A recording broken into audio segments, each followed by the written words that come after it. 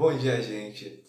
Antes da gente começar os assuntos mesmo de ciências da nossa unidade, que vai ser bem corrida, a gente tem que deixar claro alguns conceitos que são importantes em biologia e em química, que são as principais coisas que a gente vai dar nessa parte. A gente vai lembrar que na primeira unidade a gente deu muito sobre física, né? Acabou falando muito sobre essa área do conhecimento, e nessa unidade a gente vai ressaltar principalmente biologia, mas eu quero botar algumas pitadinhas de química naquilo que eu conseguir. Porque é importante a gente entender como as coisas se interligam e como não são ciências separadas. O primeiro ponto é que a gente tem que começar lá atrás, na ideia de átomo. Eu já ressaltei para o sexto ano, na primeira aula, o que é átomo. Na próxima aula eu vou reforçar de novo, agora para o sétimo ano, mas nesse interlúdio, nesse momento aqui entre um e outro, a gente vai falar de novo sobre a definição de átomo. Átomo é a menor unidade da matéria. Matéria sendo tudo aquilo que ocupa algum lugar no espaço, né? Então, tudo que tem massa e ocupa um lugar. Sendo assim, o átomo é uma unidade considerada indivisível. Por mais que a gente tenha os quarks, né, que são algumas coisas que compõem os prótons, a gente ainda tem o átomo como esse conceito, o indivisível, a última e menor unidade da matéria. Gravando isso, vamos lembrar a composição de um átomo.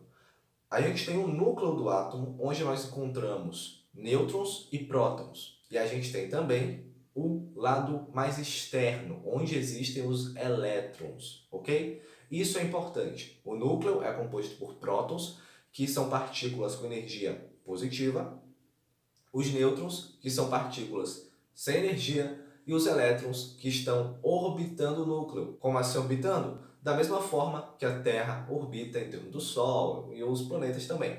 Então ele fica lá girando ao redor desse núcleo. Os elétrons têm energia negativa. Simplificando desse jeito, fica mais fácil da gente entender as próximas etapas. Quando dois átomos se juntam, eles vão formar uma molécula. Mas não basta eles se juntarem. Eles têm que se juntar a partir de uma ligação covalente. Bom, se você entender o que o elétron está girando em torno do núcleo, como os planetas giram em torno do Sol, você vai entender que tem os planetas mais próximos, como por exemplo Mercúrio, e você vai entender que tem planetas mais distantes, como Urano ou Netuno. E esses planetas mais distantes seriam os elétrons mais distantes do núcleo do átomo, ok? Então, esses elétrons distantes, eles podem se conectar com outros átomos. E ao invés de ser o elétron de um átomo, acaba sendo o elétron de dois átomos. Então vamos dar um exemplo primeiro de dois átomos que a gente já ouviu falar antes. O nitrogênio e o hidrogênio. Esses átomos, a gente também encontra eles organizados na tabela periódica. A tabela periódica é essa daí que está aparecendo na sua tela. Você pode dar uma olhada, ok? Mas vamos continuar a nossa exemplificação. O nitrogênio ele pode se ligar com o hidrogênio, formando então uma molécula, chamada molécula de amônia. A molécula de amônia ela é um átomo de nitrogênio ligado com outros três átomos de hidrogênio. Ou seja, ela tem uma fórmula NH e um 3 embaixo. O 3 embaixo significa que você tem 3 átomos de hidrogênio. Sempre que tiver esse númerozinho embaixo, é a quantidade de átomos que estão imediatamente à esquerda. Ok? Então, a gente tem agora uma molécula. Se a gente tiver várias dessas moléculas em algum lugar, a gente tem uma substância. Então, a gente teria uma substância que poderia ser, por exemplo, o gás. Então, várias moléculas de amônia juntas, a gente teria o gás amônia. E esse gás é basicamente uma substância. Então, vamos lembrar, a gente tem os átomos, conjunto de átomos a gente tem moléculas, conjunto de moléculas a gente tem uma substância. Existem separações e distinções, você pode ter substâncias puras, que são substâncias onde você só tem um átomo formando as moléculas. Como assim? Lembra do gás oxigênio? Pronto, ele é formado por moléculas de oxigênio. Uma molécula de oxigênio são dois átomos de oxigênio juntos. Então, dois átomos de oxigênio juntos formam uma molécula de oxigênio, que é O2. E várias moléculas de oxigênio formam o gás oxigênio, uma substância. Legal? Até aí tudo bem. Essa substância é uma substância pura, porque ela só tem o átomo de oxigênio na sua composição. Tudo bem que não é tão simples. A gente vê que na vida real é impossível a gente encontrar substâncias 100% puras. Mas vamos dizer que são as mais puras possíveis. E no outro caso, da amônia, a gente tem não apenas o nitrogênio, mas a gente também tem o hidrogênio para formar uma molécula de amônia. Então, assim sendo, essa molécula ela tem mais de um átomo em sua composição. Então, a substância que ela formar é uma substância composta, ou que a gente chama de composto. Continuando nossa explicação, a gente vai estar falando agora sobre uma reorganização que acontece quando a molécula de amônia ela perde um hidrogênio. A molécula de amônia ela tem uma estrutura mais ou menos igual a essa daí. Quando você tira um hidrogênio, ela vai ficar então procurando uma nova substância, uma nova molécula para ela se ligar. Ela vai estar buscando uma substância ou molécula para ela se ligar, porque ela está com uma ligação livre. E o nome que a gente dá para isso daí é amina ou amino.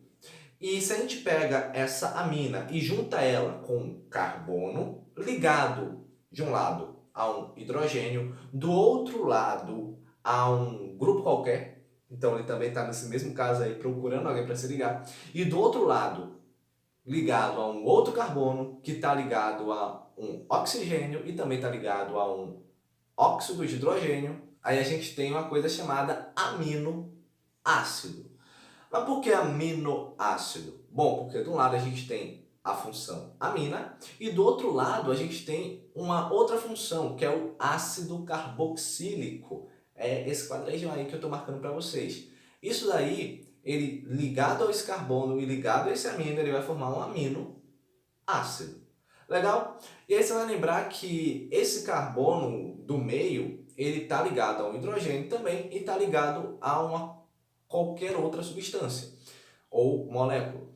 E dependendo da substância ou molécula com a qual ele está ligado, a gente vai ter um aminoácido diferente. Então vamos lembrar disso. Dependendo da molécula com a qual esse aminoácido está ligado, ele vai ser um aminoácido diferente. Então vamos lembrar aqui, nesse momento, o que é uma molécula, viu gente? A molécula, para ela ser uma molécula, não basta só ser vários átomos juntos. Tem que ser átomos juntos fazendo ligação covalente, que é essa ligação em que você compartilha elétrons, certo?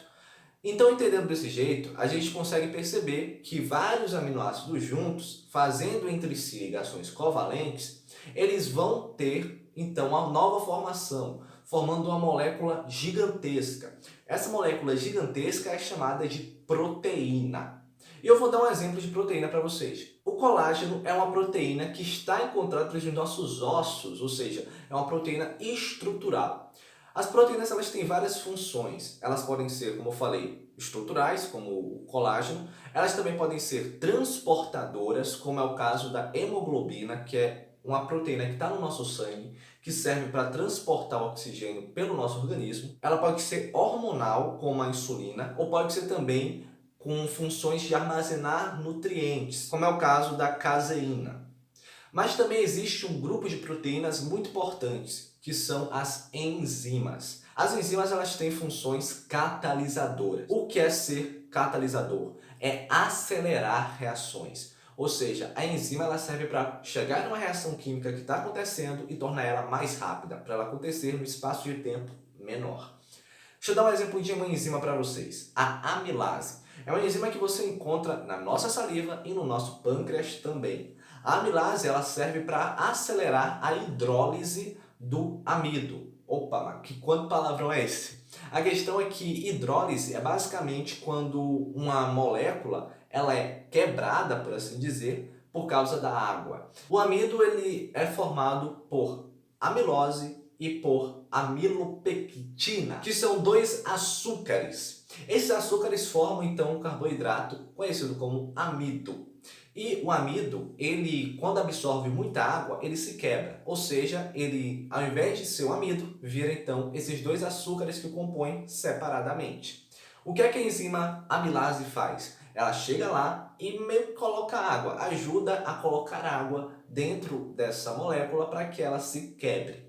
Sendo assim, a gente tem uma coisa extremamente importante aí para o nosso organismo funcionar. Porque quando a gente come algum alimento que tem amido, essa enzima nos ajuda a digerir ele melhor, quebrando ele em açúcares que vão ser aproveitados pelo nosso corpo para várias funções diferentes, principalmente energéticas. Bom, isso aí é o suficiente por hoje. Além dessas macromoléculas, que são as proteínas, a gente também tem outras moléculas gigantes, como os próprios carboidratos, os lipídios e os ácidos nucleicos. Todas elas são fundamentais, vão ser úteis para a gente uma hora ou outra na nossa caminhada, mas eu vou deixar isso para a gente estudar um pouquinho melhor depois. Por hora, basta a gente lembrar dos conceitos de átomo, molécula, lembrando da importância da ligação covalente e do conceito também de substância e também de aminoácido, proteína e enzima. Tudo isso é importante. Para ressaltar, no final, só um lembrete, as proteínas elas se organizam de maneiras diferentes. Elas têm uma estrutura. Você pode ter proteínas que são um fio, uma linha praticamente reta. Você pode ter proteínas que estão dobradas, como se fosse uma mola, ou encaracoladas umas com as outras, como se fosse uma dupla hélice. Você também pode ter proteínas emboladas. E você também pode ter proteínas que são várias proteínas emboladas juntas. Ou seja, tudo isso são estruturas diferentes, formas diferentes que as proteínas têm de se organizar. Uma proteína é definida justamente por essa forma. Dependendo da forma como a proteína se estrutura, ela vai ter uma função diferente, basicamente como um encaixe de quebra-cabeça. E para a gente sair uma vez, basta lembrar das questões dos aminoácidos, as organizações deles. Vamos lembrar que uma proteína são vários aminoácidos fazendo ligações um com o outro. Acontece que não basta só fazer essas ligações, eles têm que ter uma ordem correta. Então não adianta você pegar um aminoácido que está no início e botar ele no meio. Isso vai acabar alterando a proteína. A ordem é essencial. Quem define essa ordem? Bom, dentro da célula, na hora que a gente está produzindo algumas proteínas, nós temos o ribossomo, nós temos o RNA e o nosso DNA. Todo o nosso material genético que se encontra dentro da nossa célula, ele serve para isso, para determinar quais são as coisas que vão acontecer ali dentro. E uma dessas coisas é a produção de proteínas. Então, meio que o DNA fala para o RNA qual é a proteína que tem que ter, o RNA leva a fórmula dessa proteína para o ribossomo e lá no ribossomo, ele, junto com o próprio ribossomo, fazem a proteína a partir dos aminoácidos que estão livres na nossa célula. Isso tudo é extremamente importante. Existem aminoácidos que já estão no nosso corpo, que a gente consegue produzir, existem outros que a gente tem que comer, proteínas que a gente tem que comer também. Então, isso tudo a gente tem que estar ligado. Proteínas que a gente tem que ingerir porque não estão no nosso organismo. Entendendo isso tudo, a gente consegue perceber a importância que tem uma alimentação saudável e regulada e também a importância que tem nós cuidarmos do nosso corpo, porque ele é uma máquina extremamente complexa e que demanda muitos cuidados. Lembra que eu falei na primeira unidade, equilíbrio é essencial. É importante que você tenha tudo no jeito certo, porque a natureza ela já está aí formada e se dispondo em uma organização. Se você altera essa organização de uma maneira muito forte, você pode acabar prejudicando. Isso serve para a biodiversidade, isso serve para a natureza, isso serve para o nosso corpo também. Ele tem as suas necessidades e as suas estruturas internas que, se você mexe demais com elas, você pode acabar se complicando. Guardando isso, leve dúvidas para o professor e não se esqueça de tirá-las. Não se esqueça de externalizá-las e não se esqueça de sempre perguntar. Tudo bem? Na aula que vem a gente vai falar um pouquinho agora sobre o assunto de cada um especificamente, mas hoje essa aula mais light aí para que a gente consiga iniciar a nossa segunda unidade com o pé direito, com o pé na porta, certo? Então, um abraço. É isso aí, meus cheirosos. Cheiro!